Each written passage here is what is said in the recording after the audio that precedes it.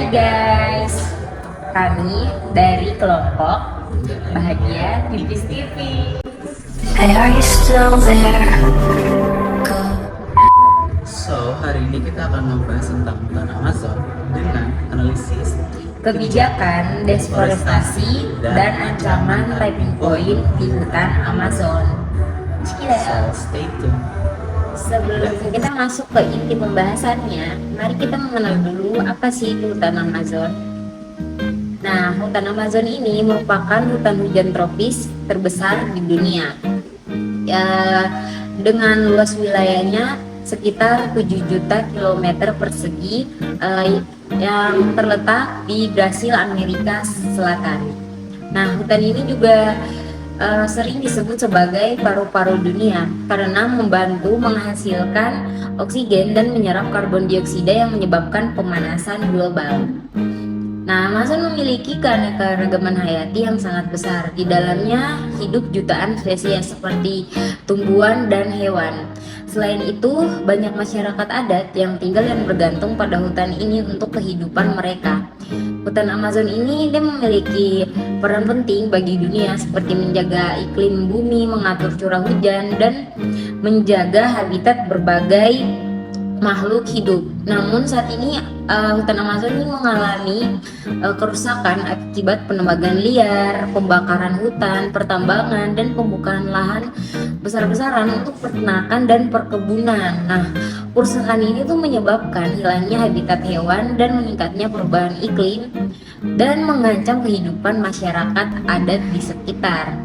Nah, kebakaran di Amazon ini sering dianggap sebagai bencana alam biasa. Namun, data yang kami dapat, kami menganalisis bahwa kebakaran ini merupakan hasil keputusan politik. Dan kami menganalisis bahwa korelasi kuat antara kebijakan deregulasi tahun 2019-2022 dengan lonjakan titik api. Singkatnya, hutan ini tidak lagi dilihat sebagai modal alam, melainkan sekedar aset ekonomi untuk keuntungan insan yang mengabaikan masa depan. Jadi, Amazon ini adalah korban dari kebijakan. Tanpa penegakan hukum yang tegas, mekanisme pasar akan terus menghancurkan hutan ini hingga mencapai titik kritis. Kita lihat bahwa akar masalah itu terdapat pada kebijakan, di mana kebijakan tersebut menghancurkan fondasi kehidupan di lapangan. Di wilayah perbatasan, kami menemukan bahwa terdapat praktik pencurian tanah hak adat yang dimana dilakukan secara masif, sehingga ini bukan soal perebutan lahan, tetapi penghancuran ekosistem pendukung hidup. Ketika api sengaja disulut untuk membuka lahan, tetapi hutan tidak hanya kehilangan tutupan pohonnya, melainkan masyarakat adat kehilangan daerah tangkapan air alami, sehingga hilangnya vegetasi hutan yang menghentikan siklus hidrologi, memicu kekeringan ekstrim, dan memusnahkan sumber pangan alami yang telah terjaga selama ribuan tahun. Bagi kami, setiap hektar hutan yang terbakar adalah sebuah krisis hak asasi manusia dan ancaman nyata bagi ketahanan pangan regional yang kini berada di ambang keruntuhan.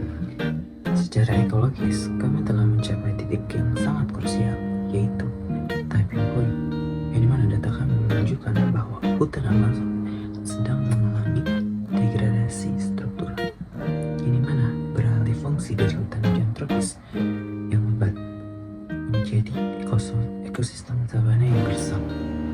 Ini adalah proses yang disebut dieback. Jika transisi ini terus berlanjut, fungsi utama hutan sebagai pompa air raksasa bagi benua akan berhenti, sehingga layanan ekosistem vital seperti curah hujan yang mengatur pertanian di berbagai belahan bumi dan penyerapan karbon dalam skala masif akan runtuh. Dampaknya tidak terbatas pada wilayah Brasil saja, melainkan ini adalah fenomena domino efek yang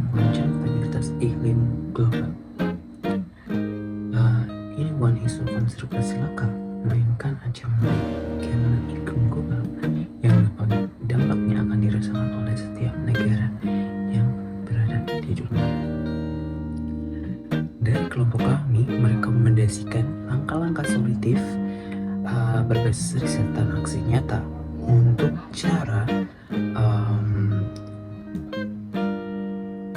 dari ekstraktif ke regeneratif, yang dimana pertama itu ada integrasi data satelit real time sehingga ke sistem peradilan, sehingga untuk memastikan penindakan hukum dilakukan secara instan, bukan retrospektif.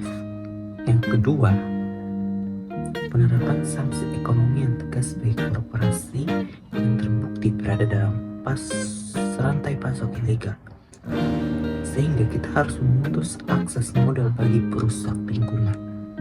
Yang ketiga, memperkuat legitimasi hukum tanah adat, karena mereka telah menjadi garda terdepan untuk yang tangguh dalam menjaga integritas hutan.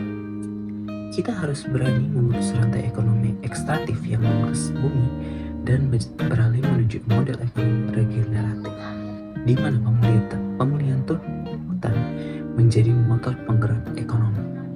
Alam tidak bisa menunggu kebijakan yang lambat. Sekian dari kelompok kami.